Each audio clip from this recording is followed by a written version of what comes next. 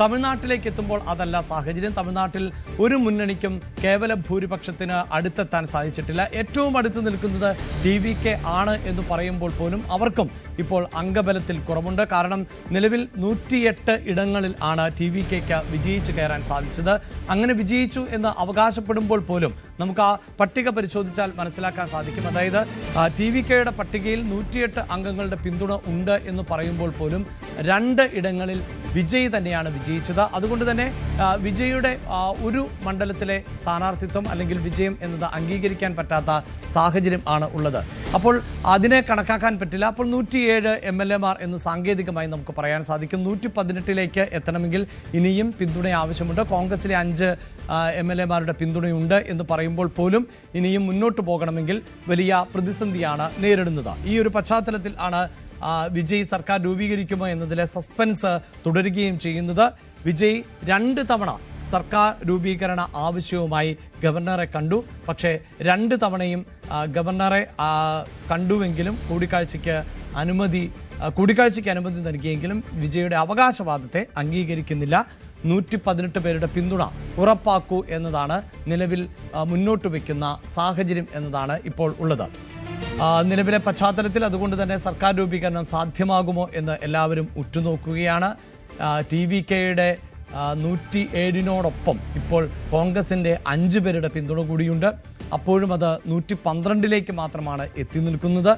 ഇനി CPIM, CPI പോലെയുള്ള രാഷ്ട്രീയ പാർട്ടികൾ പിന്തുണയ്ക്കുമോ എന്നതിൽ വ്യക്തതയില്ല. പിന്നീടുള്ള ഒരു സാധ്യത എന്നത് AEADMKയിലെ വലിയൊരു വിഭാഗം ആളുകളും അല്ലെങ്കിൽ MLA-മാരും TVKയെ പിന്തുണയ്ക്കണം എന്ന് പറയുന്നുണ്ട്. പക്ഷേ അവിടെ കൂറുമാറ്റ നിരോധന നിയമം എന്നത് വളരെ പ്രധാനപ്പെട്ടതാണ്. അങ്ങനെയെങ്കിൽ 3-2 ഭൂരിപക്ഷത്തോടു കൂടിയ മാത്രമായിരിക്കണം ഈ MLA-മാർക്ക് TVKയ്ക്ക് ഒപ്പം ചേരാൻ സാധിക്കുകയുള്ളൂ എന്നതാണ് സാഹചര്യം. ഇങ്ങനെയുള്ള ഒരു പശ്ചാത്തലത്തിൽ ആണ് തമിഴ്നാട് രാഷ്ട്രീയം വീണ്ടും സജീവ ചർച്ചയാകുന്നത്. സർക്കാർ രൂപീകരണത്തിന് വിജയിക്ക് സാധിക്കുമോ എന്നതിൽ ഇപ്പോഴും കൃത്യമായ ഒരു ഉത്തരം കണ്ടെത്താൻ സാധിക്കുന്നില്ല. എല്ലാ തരത്തിലുമുള്ള ചർച്ചകളുണ്ട്.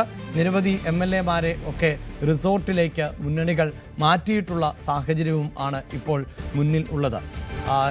നിലവിലെ സാഹചര്യത്തിൽ TVK ഭരിക്കട്ടെ എന്നാണ് DMK പറയുന്നത്, പ്രത്യേകിച്ച് സ്റ്റാലിൻ പറയുന്നത്. പക്ഷേ എങ്ങനെയാണ് ഭരിക്കാനുള്ള ഒരു അവസരം TVKയ്ക്ക് ലഭിക്കുക എന്നതിൽ ആണ് വ്യക്തതയില്ലാത്തത്. അവിടെ സാഹചര്യങ്ങൾ മറിയുന്ന ഒരു പശ്ചാത്തലം കൂടി ആണ് ഉള്ളത്. CV അനുമോദ് അല്പസമയത്തിനകം വിശദാംശങ്ങളുമായി ചേരും. പ്രത്യേകിച്ച് ചെന്നൈയിൽ നടക്കുന്നത് രാഷ്ട്രീയമായ ഒട്ടേറെ നാടകങ്ങൾ ആണ് എന്നതാണ് നമുക്ക് മനസ്സിലാക്കാൻ സാധിക്കുന്നത്. ഒന്ന്, TVKയെ സംബന്ധിച്ചിടത്തോളം അവർക്ക് ആ ഒരു മേൽക്കൈയിലേക്ക് എത്തേണ്ടതുണ്ട്.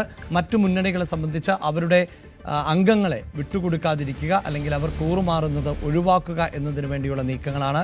ഒപ്പം നിർണായകമാകുന്ന നിലപാടുകൾ CPI, CPIM പോലെയുള്ള പൊളിറ്റിക്കൽ പാർട്ടികൾക്ക് സ്വീകരിക്കേണ്ടതായി വരുന്നുണ്ട്. കാരണം ദേശീയ തലത്തിൽ അവർ ഇന്ത്യ സഖ്യത്തിൻ്റെ ഭാഗമാണ്.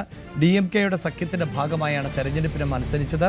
DMKയുടെ ഏറ്റവും വലിയ എതിരാളികളിൽ ഒന്നാണ് വിജയ് എന്നതുകൊണ്ട് തന്നെ വിജയെ പിന്തുണയ്ക്കുമ്പോൾ അത് വലിയ രാഷ്ട്രീയ സമവാക്യങ്ങളിൽ മാറ്റങ്ങളും ഉണ്ടാക്കിയേക്കാം എന്നതാണ് ഇപ്പോഴത്തെ പശ്ചാത്തലം. ഈ ഒരു സാഹചര്യത്തിൽ ആണ് ഇനി എന്താണ് മുന്നോട്ടുള്ള വഴി, എന്തൊക്കെ നീക്കങ്ങളാണ് എന്നത് അറിയേണ്ടത്. ഇപ്പോഴിതാ CV അനുമോദ് ചേരുന്നുണ്ട്. അനുമോദ്, ദിവസങ്ങളായി തുടരുന്ന അനിശ്ചിതത്വം ആണ്. 2 തവണ ഗവർണറെ കണ്ട് സർക്കാർ രൂപീകരണത്തിനുള്ള അവകാശവാദം ഉന്നയിച്ചു. 118 അംഗങ്ങളുടെ പിന്തുണ നേടൂ എന്നതാണ് ഇപ്പോൾ ഗവർണറുടെ ഭാഗത്തു നിന്നുണ്ടായിട്ടുള്ള പ്രതികരണം. എന്തൊക്കെ നീക്കങ്ങളാണ് തമിഴക രാഷ്ട്രീയത്തിൽ ഇപ്പോൾ നടക്കുന്നത് അനുമോദ്?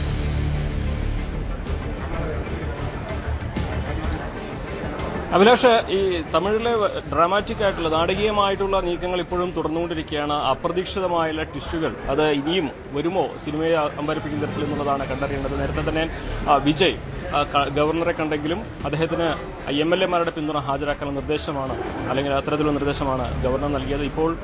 ഇപ്പോഴത്തെ ഒരു പ്രധാനപ്പെട്ട വെല്ലുവിളി 6 പേരുടെ പിന്തുണ കൂടി വിജയ്ക്ക് നേടണം എന്നുള്ളതാണ്.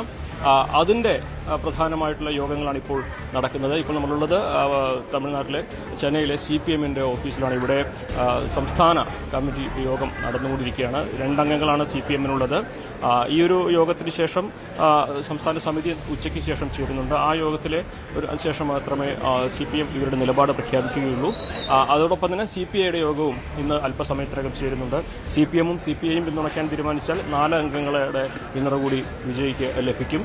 അതിന് പിന്നാലെ VCKയുടെ പിന്തുണ കൂടി ലഭിക്കുകയാണെങ്കിൽ 6 അംഗങ്ങൾ ലഭിക്കുകയും 118 എന്ന സംഖ്യയിലേക്ക് വിജയ്ക്ക് എത്താൻ സാധിക്കുകയും ചെയ്യും. അപ്പോൾ ഈ ഒരു രൂപീകരണം, സർക്കാർ രൂപീകരണം എന്നുള്ളത് വലിയ വെല്ലുവിളിയാകാനുള്ള സാധ്യതയില്ല. അതിലേറ്റവും പ്രധാനപ്പെട്ടത് ഇപ്പോഴത്തെ ഈ ഒരു തീരുമാനം തന്നെയാണ്. ഈ ഇടതുപക്ഷങ്ങളുടെ പിന്തുണ അത് DMKയെ സംബന്ധിച്ച് DMKയുടെ നിർദ്ദേശത്തിൽ നിൽക്കുന്ന കക്ഷികളാണ് CPMഉം CPIയും VCKയും ഒക്കെ. ഒരുപക്ഷെ സ്റ്റാലിൻ ഈ ഒരു വിജയിക്ക് പിന്തുണ കൊടുക്കാനുള്ള ഒരു മൗനസമ്മതം നൽകിയതിന്റെ അടിസ്ഥാനത്തിൽ തന്നെയായിരിക്കാം അത്തരത്തിലൊരു ആലോചനയും നടക്കുന്നത്. എന്നാണെങ്കിലും ഇന്നത്തെ യോഗത്തിൽ ഈ കക്ഷികളുടെ പിന്തുണ ഉറപ്പാക്കാൻ കഴിഞ്ഞാൽ വിജയ്ക്ക് വലിയ പ്രശ്നങ്ങൾ കൂടാതെ തന്നെ സർക്കാർ രൂപീകരിക്കാനാകും. പക്ഷേ അപ്പോഴും വെല്ലുവിളികൾ അവിടെ നിറഞ്ഞു നിൽക്കുകയാണ്. കാരണം ഈ 3 കക്ഷികൾ സ്വാഭാവികമായിട്ടും DMKയുടെ നിയന്ത്രണത്തിലാകും. സർക്കാരിന് ഒരു നിയന്ത്രണം ഇവരുടെ കൈവശം തന്നെയായിരിക്കും. ഒരുപക്ഷെ സ്റ്റാലിന് വിജയെ നിയന്ത്രിക്കാൻ കഴിയുന്ന ഒരു സാഹചര്യം തന്നെ ഇവിടെ നിലനിൽക്കുകയും ചെയ്യുമെന്നുള്ളതാണ് പ്രധാനപ്പെട്ട ഒരു കാര്യം. അങ്ങനെ ഒരു സാഹചര്യത്തിലേക്ക് എത്തിക്കാൻ തന്നെയായിരിക്കാം സ്റ്റാലിന്റെയും ഒരുപക്ഷെ ഒരു ആലോചന ഉണ്ടാവുക. വിജയെ അദൃശ്യമായുള്ള കടിഞ്ഞാൺ വഴി നിയന്ത്രിച്ച് ഭരണം അവരുടെ കൈവശം തന്നെ നിയന്ത്രിച്ചു കൊണ്ടുപോകാനുള്ള ഒരു സാഹചര്യം ഉണ്ടാക്കുക എന്നുള്ളത് തന്നെയാണ് സ്റ്റാലിനും ഒരുപക്ഷെ ആലോചിക്കുക. അതല്ലെങ്കിൽ മറ്റൊരു തെരഞ്ഞെടുപ്പിലേക്ക് ഇപ്പോൾ പോവുകയാണെങ്കിൽ ഒരുപക്ഷെ വിജയ്ക്ക് ഇതിലും വലിയ ഭൂരിപക്ഷം ലഭിക്കാനുള്ള സാധ്യത മുന്നിൽ കണ്ടുകൊണ്ട് തന്നെയാണ് ഈ ഒരു നടപടിയിലേക്ക് DMKയും നീങ്ങുന്നത്. DMKയുടെ സമ്മതത്തോടെ CPMഉം CPIയും VCKയും വിജയ്ക്ക് പിന്തുണ പ്രഖ്യാപിച്ചു കഴിഞ്ഞാൽ ഇവിടെ തമിഴ്നാട്ടിൽ വിജയുടെ സർക്കാർ അധികാരത്തിൽ വരുമെന്ന കാര്യത്തിൽ സംശയമില്ല. അതിൽ ഏറ്റവും പ്രധാനപ്പെട്ടതാണ് ഇന്നത്തെ ഈ CPMന്റെയും CPIയുടെയും VCKയുടെയും തീരുമാനങ്ങൾ. അതോടൊപ്പം തന്നെ ഇന്നിപ്പോൾ രാവിലെ വിജയുടെ പാർട്ടിയുടെ യോഗവും TVKയുടെ യോഗവും തമിഴ്നാട്ടിൽ പുരോഗമിക്കുന്നുണ്ട്. അതിലും ഇന്നലെ ചേർന്ന യോഗത്തിൽ പല തീരുമാനങ്ങളും എടുക്കാൻ സാധിച്ചിരുന്നില്ല. കാരണം നിയമപരമായിട്ട് ഇതിനെ നീങ്ങാനുള്ള ആലോചനകളായിരുന്നു ഇന്നലെ രാത്രി മുഴുവൻ വിജയ് നടത്തിയിരുന്നത്. നിയമവിദഗ്ധരുമായുള്ള കൂടിക്കാഴ്ചകളായിരുന്നു. അപ്പോൾ ഇന്ന് പനയൂരിലെ പാർട്ടി ആസ്ഥാനത്ത് ചേരുന്ന യോഗത്തിൽ എന്തൊക്കെയാണ് TVKയുടെ ഇനിയുള്ള നടപടികൾ എന്ന കാര്യത്തിലുള്ള ആലോചനകളും നടക്കുന്നുണ്ട്. എന്നാണെങ്കിലും സംഭവ ബഹുലമായിട്ട് തന്നെയാണ് തമിഴ്നാട്ടിലെ ഈ ഒരു തെരഞ്ഞെടുപ്പിന് ശേഷമുള്ള ദിവസങ്ങൾ പുരോഗമിക്കുന്നത്. വിജയ് അധികാരത്തിൽ ഏറാനുള്ള സാധ്യതകൾ തുറന്നിടുന്ന തരത്തിലേക്ക് തന്നെയാണ് നിലവിലെ ചർച്ചകൾ പുരോഗമിക്കുന്നത്.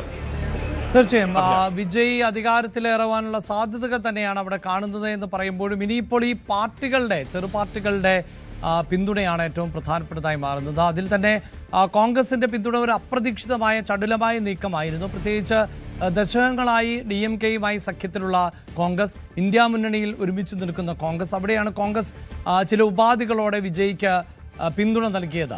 അതിൽ DMKയ്ക്ക് കടുത്ത എതിർപ്പുമുണ്ട്. ഇനിയിപ്പോൾ ഈ മറ്റ് കക്ഷികൾ, ചെറു പാർട്ടികൾ, CPMോ CPIMലോ CPIMോ ലീഗോ ഒക്കെ ആകട്ടെ, അവരൊക്കെ എന്ത് നിലപാട് സ്വീകരിക്കുമെന്നതിലൊരു വ്യക്തത കൈവരുന്നുണ്ടോ? കാരണം ഒരു അനിശ്ചിതത്വം തുടരുന്ന സാഹചര്യമുണ്ട്. പെട്ടെന്നൊരു തെരഞ്ഞെടുപ്പിലേക്ക് പോകേണ്ടതില്ല ഇനിയും എന്നതാണ് DMKയുടെ ഭാഗത്ത് നിന്നുണ്ടായിട്ടുള്ള പ്രതികരണം.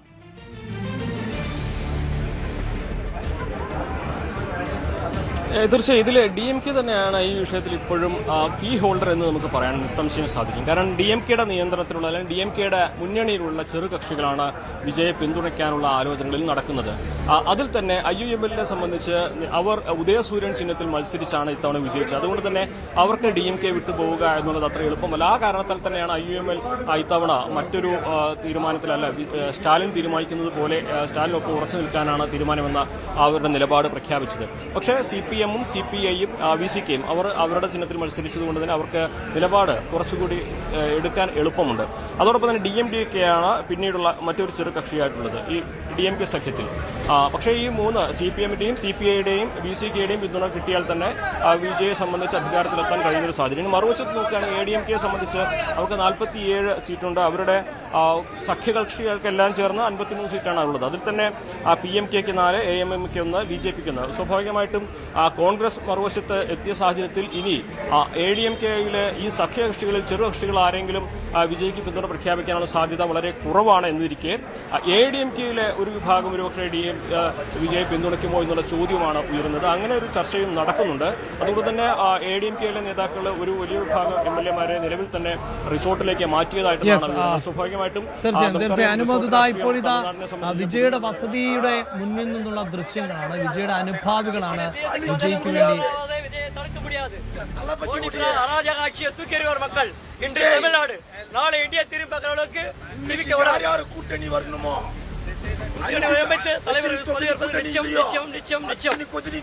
கூட்டணியா பேசுறதுக்கு தான் நான் வந்திருக்கேன். என் பேரு தான் விஜய். என் ஊரு கிருஷ்ணகிரி, தர்மபுரி. தாபா சிவன் என் மாமா, தாய் மாமா. கோபி ஷோரூம்ல இந்த வண்டியை எடுத்துட்டு நைட்டெல்லாம் தூக்கம் இல்லாம கஷ்டப்பட்டு உழைச்சு they are shouting slogans against the government, saying that we will not allow these slogans until the vote. You can see now the man who came on a bike suddenly stopped his bike and shouting in front of Vijay resident. And that is it.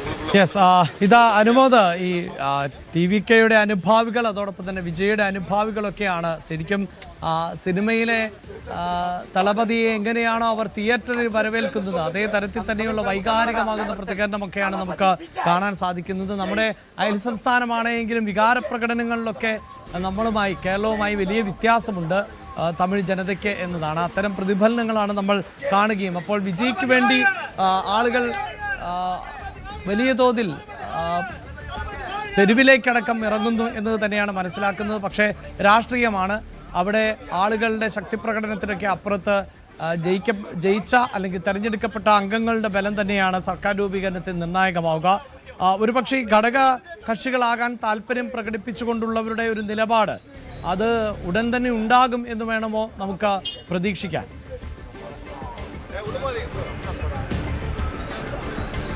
തീർച്ചയായും അഭിലാഷ്, ഇന്ന് വൈകുന്നേരത്തോടെ ഇക്കാര്യത്തിലൊരു വ്യക്തത വരുമെന്ന് തന്നെയാണ് അറിയാൻ കഴിയുന്നത്.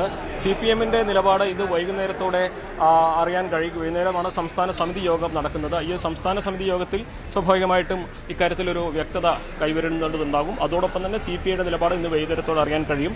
VCK-യുടെ നിലപാടാണ്. അതിന് VCK-യുടെ യോഗം ഇന്ന് ഉച്ചയ്ക്ക് ശേഷമാണ് ചേരുന്നത്. അപ്പോൾ ഇന്ന് വൈകുന്നേരം ആകുമ്പോഴേക്കും ഇതിൽ ഒരു കൃത്യമായ ചിത്രം തെളിയുന്ന സാഹചര്യം തന്നെയായിരിക്കും ഉണ്ടാവുക. അനിശ്ചിതത്വം നീങ്ങുമെന്ന കണക്കുകൂട്ടൽ തന്നെയാണ് വിജയ്ക്കും ഉള്ളത്. പക്ഷേ വിജയെ സംബന്ധിച്ച് ഇങ്ങനെ ഒരു ഭരണത്തിൽ കയറിയാലും അത് ഒരുപക്ഷെ വരും ദിവസങ്ങളിൽ അതെങ്ങനെ ഈ DMK-യുടെ നിയന്ത്രണത്തിലേക്ക് മാറും എന്ന കാര്യത്തിലൊക്കെ വലിയ ആശങ്ക നിലനിൽക്കുന്ന ഒരു സാഹചര്യവും നിലവിലുണ്ട്. എന്താണെങ്കിലും വിജയെ സംബന്ധിച്ച് ഇന്നത്തെ ദിവസം വളരെ പ്രധാനപ്പെട്ടതാണ്.